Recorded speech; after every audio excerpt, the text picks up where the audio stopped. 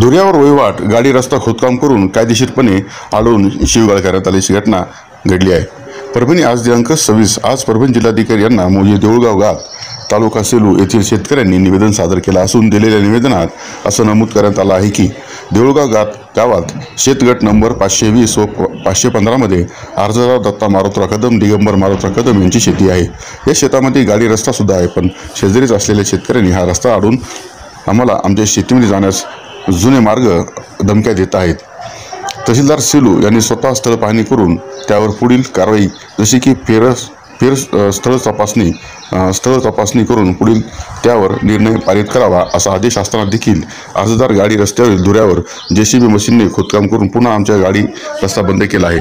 त्यामुळे शेतकऱ्यांना शेतात येणे जाणे कठीण झालं आहे।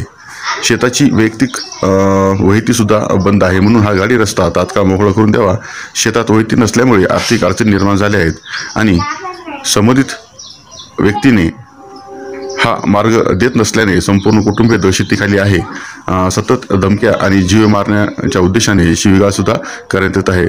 तरी हे अर्जावर ची व्यवस्थित मागणी करण्यात आली आहे।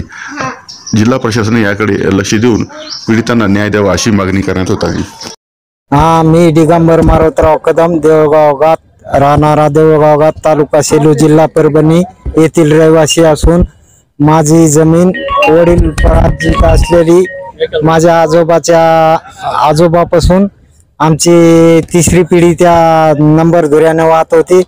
नंबर धुरा 515 व 520 मधून आम्ही हिरीवर जात होतो, शेतीत जमीन कशीत होतो। त्यानंतर आम्ही चंद्रकांत कदम यांच्या विरुद्ध रॅशन विरुद्ध सह्या का केल्या म्हणून चंद्रकांत कदम यांनी आमच्यावर आमचा जाण्या येण्याचा नंबर रस्ता बंद केला आहे, वहिवाटीचा रस्ता बंद केलेला आहे।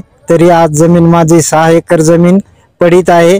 तरी तहसीलदार साहेब व जिल्हा प्रशासनानं जिल्हाधिकारी साहेबांना सर्वांना विनंती आहे की माझा 28 तारखेपर्यंत अर्ज निकाली काढावात, नसता माझ्यावर उपाशी माराची वेळ येऊन आत्महत्या करण्याची वेळ येईल, ही सर्वांनी दखल घ्यावी।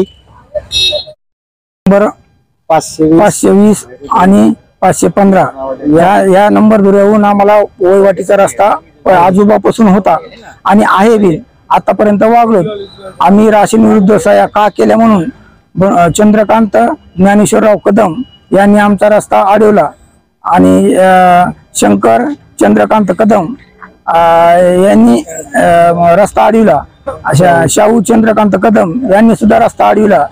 आम्ही म्हणजे मुलगी ऍडमिट असताना दवाखान्यामध्ये ऍडमिट असताना ते रातोरात जीसीबी नेली आणि खोदकाम करून ते रस्ता अडविला आणि आता खोदकाम करून आता आमचं जरा जमीन 6 एकर जमीन आता सध्या खाली आहे, उन्हाळा पाळी नाही, आता पेरणीचे दिवस आहेत।